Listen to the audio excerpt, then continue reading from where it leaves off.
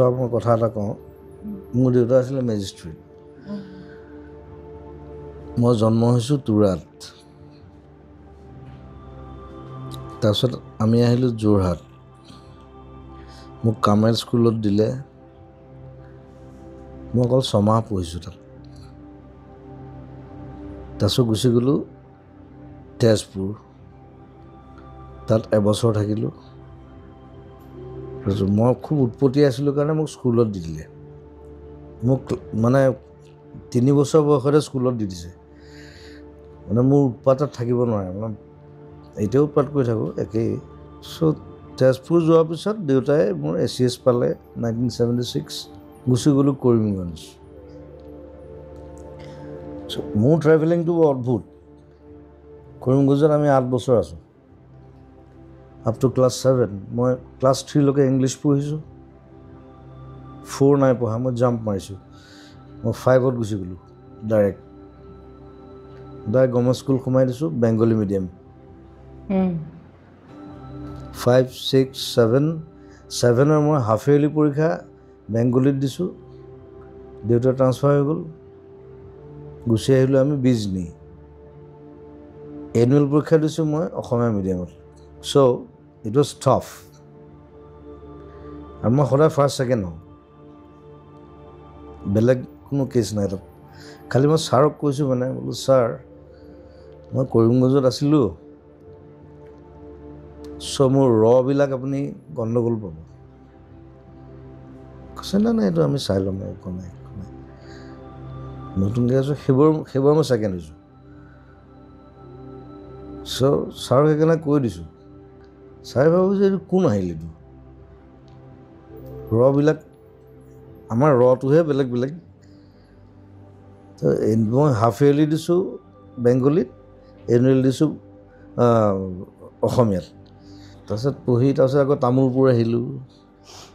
so' I was always travelling with my father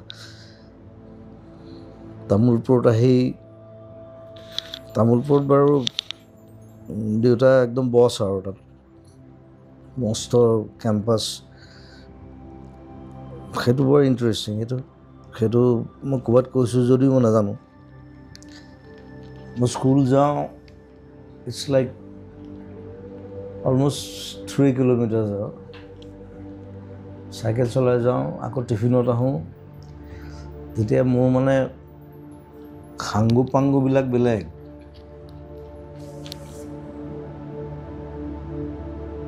এটা বাঘ সেইটোক ভাত খুৱাব লাগে 2টা মৰা চৰাই 2টা হৰিণ সেইসোপাক মায়ে নোৱাৰে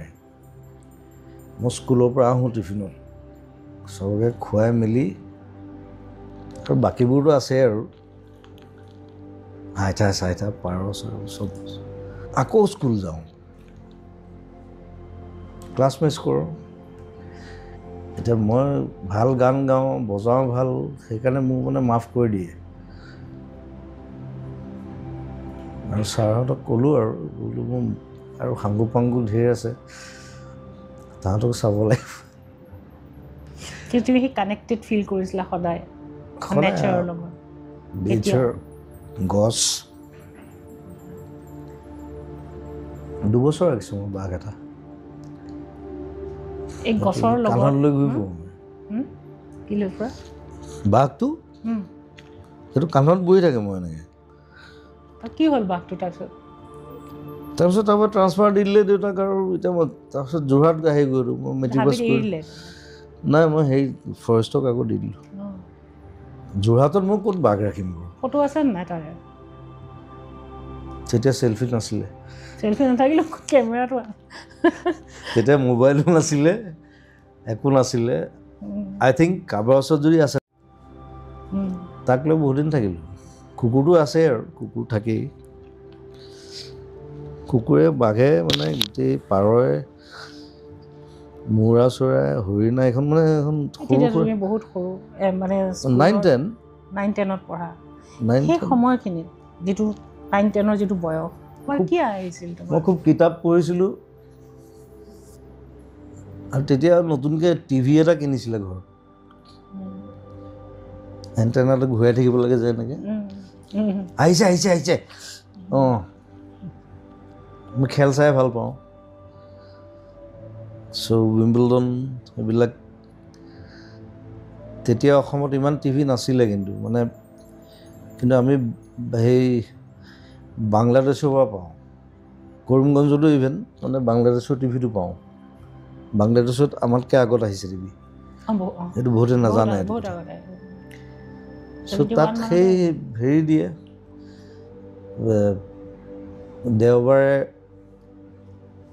স্পাইডাৰমেন আহিব টাৰ্জান বুলি এখন চিৰিয়েল আছিলে এখন চাবলৈ বহি থাকোঁ আৰু কিন্তু মই তোমাক ডিপাৰ লেভেললৈ লৈ যাব বিচাৰিছোঁ জীৱনৰ অলপ গভীৰলৈ লৈ যাব বিচাৰিছোঁ সেই সময়ত মনত সৰুকালটো তেনেকুৱা তাৰমানে মোৰ মানে মই তুমি অকলতো স্পাইডাৰমেনকে চাই থকাৰ লগে লগে ক্লাছ 9ৰ এই বয়সটোত বিভিন্ন ধৰণৰ আৱেগ বিভিন্ন ধৰণৰ প্ৰশ্ন মানুহৰ আহে আৰু তাতে তুমি ক্ৰিয়েটিভ মানুহ আৰু ক্ৰিয়েটিভিটি তোমাৰ জন্মগত মই কি কৰোঁ মই তোমাক কৈ আছোঁ কথাটো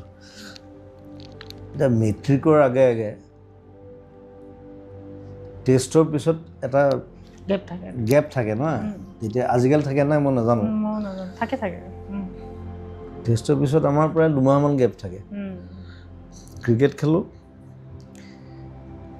আৰু পঢ়া শুনাটো মানে কি আৰু অলপ পঢ়োঁ